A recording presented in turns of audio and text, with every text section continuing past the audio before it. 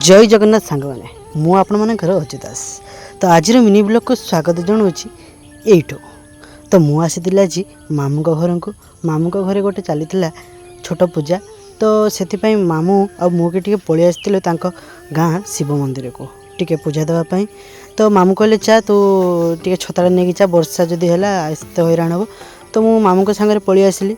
तो देखिले रास्ता बहुत काद होता है। ये गोटे जगह अच्छी माने आगुरी राजा रोते से जगह भितर मु पछरे कहबी माने गोटे बड़ ब्लॉग आनिकी कहबी ये जगह भल से विजिट करी। तो छोट ब्लॉग आज बेसी किसी कहबी।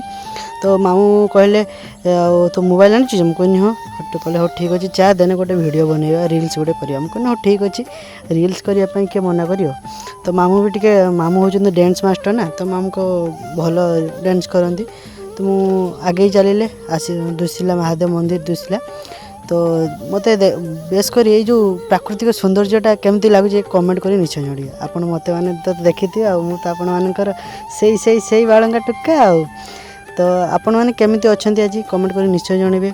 आ ब्लॉगटा केमती लगुच कहे भ्यूटा केमती लगुच ब्लॉग नुहे ये जो प्राकृतिक। तो महादेव मंदिर पहुँचीगले आगे वृषभ वाहन अच्छा भितर सब बस बेसी भीतर को जीवानी पैंट सार्ट पिंचा भीतर को जीवानी।